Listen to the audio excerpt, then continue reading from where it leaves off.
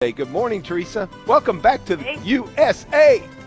Thanks. I'm back in the States across the pond. I have to say, guys, it was really difficult to leave. All the sunflowers were in full bloom. It was just so stinking gorgeous. But I'm grateful to be back. Miss all my friends. And, of course, our grandnieces are dying to see us, so it's all very special. But today's the feast day of St. Bonaventure. And St. Bonaventure was from the town of the Civita, known as the Dying City, Bagno Reggio, in northern Lazio. It's absolutely gorgeous, and Deacon Dom and I actually finally, even though we've been there several times, finally decided to do a quick weekend there in early June, and it was just beautiful. So later on this morning, I'm going to be posting a blog and some videos and some beautiful photos of this amazing city. Now, his relics are actually kept in a beautiful church across the hill. This is such a unique place. It's so stunningly beautiful. It's very unique. It sits on the top of a hill in northern Lazio. And it's called the Dying City because the type of land, the type of dirt on which it's built is literally eroding because it's volcanic soil. And it sits in this area known as, they call it the Badlands because it's very, very volcanic and it's very earthquake prone, but it's so stinking gorgeous. It's just so unique. And so we decided to spend a weekend there and practice il dolce far niente, the sweetness of doing nothing, and learn more about St. Bonaventure. His arm is the only relic that they have because the church was actually raided and most of his relics were stolen, but they managed to keep an arm. And so you can go to the church in the larger city across the valley of Bagno Reggio. But I love this saint because it is said that he was cured by St. Francis of a very serious illness as a child and later became a leader of the Franciscan order, and he's known as the seraphic doctor of the church. He contributed a great deal in theology and all kinds of beautiful Catholic inspiration. So Saint Bonaventura, San Bonaventura, pray for us today. Oh, good fortune. Teresa, what kind of traditions, do they have any traditions in Italy that revolves around St. Bonaventure? Well, everyone has a particular feast day, and so what they will do is they're usually on the feast days. What they do is they take a statue and they process. But in the town of Bagno Reggio, they do a number of different things in honor of him. They also are very big, Pat, into the Eucharistic processions, which they do especially at Christmas time to honor his dedication to the Eucharist. And then there's a really fun event that really isn't associated with the saint, but it's very much a typical thing in the Civita, where if you've probably heard in Siena where they have the famous palio races with these huge horses that race around the piazza in Siena. It's just absolutely amazing. I've never been, but the crowds start gathering like at 3 o'clock in the morning. But they have two races in the summer in Siena called the Palio, and it's very, very popular and well known. These horses that race around like for 60 seconds. Well, in the Civita, because it's so tiny, they use donkeys. They get about 5 or 6 guys to sit on donkeys, and they race the donkeys around in the main teeny tiny piazza of the Civita, and it's just absolutely adorable. But there's all kinds of events that happen related to the saints, whether it's a Eucharistic procession, whether it's carrying his statue through the streets, whether it's a combination of both. So that's one of the things I love about Italy is there's always some sort of celebration going on.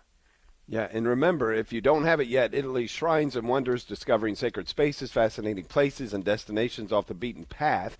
That's Teresa's book, all about Italy and all the wonderful things there. You can go to her website, teresatomeo.com, and order from there. Just go to EWTN Religious Catalog, order it there, or wherever you prefer to buy your books. But get one, and you'll find out all about these incredible spaces you might not know about in Italy. We know about the main sites, right, Teresa? But there are so many of these cities. And I have to say, naming your city the dying city, I don't get that part. Like, well, that's the thing from a PR standpoint. You would think it kind of freaks people out, but when you get there, as I'll say in the blog today, which I'm about to post, you get the visual, because when you're looking at it, it's actually eroding. It keeps getting smaller and smaller. I mean, over time. But it's also called the floating city because when there is a little bit of cloud cover, because it's so high up on this small mountain, Dave, it is just incredibly beautiful. It looks like it's floating above the clouds. So I like the term the floating city better, but technically because of the type of land on which it sits, that's why it's called the dying city. But it's so unique because you can't take a car in there. The only type of vehicle that can go are those little, they call them tuk-tuks in Italy. There's these little cars, tiny trucks that can carry your luggage and whatnot up the hill. And the hill is about 3/4 of a mile. And at like the last quarter mile, it is literally almost like straight up. So it's like great exercise. And it's if you can't walk, you can hire one of those little, if you have a hard time walking, you can hire one of those little tuk-tuks. But it's an experience to go there. And there's not much there. There's a handful of cute little shops selling wonderful local products. And then there's also a beautiful church there and lovely restaurants. They have even a Michelin star restaurant in this little town, but staying overnight, it's so unique. We had a balcony room, which was so dirt cheap. It was like ridiculous. And we had a balcony room, and literally we did with Dolce Far Niente. I just sat out on that balcony, talked and prayed and just looked at the nature and just thank God for creation. So it should be one of those stops. When people go by it, it's very close to Orvieto and Bolsena. So you would think that people would stop. But I don't know, it's just one of those little off-the-beaten-path places, although it's growing in popularity, but it's so stinking gorgeous. You have to see it. It's probably that 3/4-mile walk uphill. Straight uphill. People take their time. People make like a thing out of it. It's kind of fun. It is hard to take groups there on a pilgrimage because, getting people to all people, like usually I have 40 to 60 people on a pilgrimage, getting everybody to walk up there can take time. And so sometimes what we do is there's a great place in the larger town for a photo op, which you'll see in the video on my Saints in Italy series. I did a whole section. And the thing that I get out of calling it the dying city, it reminds me of what we're supposed to do, die to ourselves. And so I use that as a theme for the segment I did for the series Saints in Italy based on the book. So people can still check that out. And the series is online now. It's free. It's called Saints in Italy. You can go to EWTN.com/Saints in Italy. And we found out we have close to 6,000 people, guys, who signed up for that series. So it's really very popular with our viewers and listeners. Gotta love it. We spent time last week with a good friend of yours, John Hale, and I just want to talk about this for just a minute. Pilgrimage, you're back. I'm sure you're going to be taking some pilgrimages here, there, and everywhere in the next 12 months, next 24 months.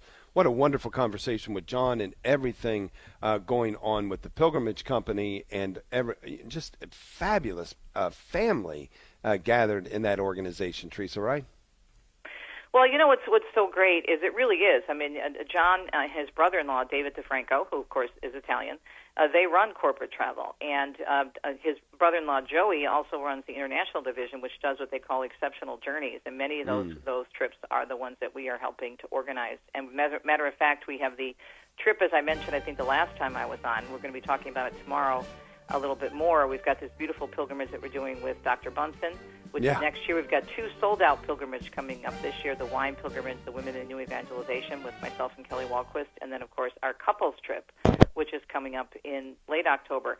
But they have so many people that have worked there for so many generations, including several members of the family, and it was actually a company started by John's father-in-law, Joe DeFranco Sr., who was a teacher and went on a pilgrimage and realized the impact pilgrimage had and did a whole switch in terms of his focus and began this beautiful company so many years ago. They're celebrating 60 years, so there's a huge anniversary that they're celebrating with corporate travel. So ctscentral.net is their website, and of course they can find out all the information and check out my blog on the Civita, the birthplace of Bonaventure. The Catholic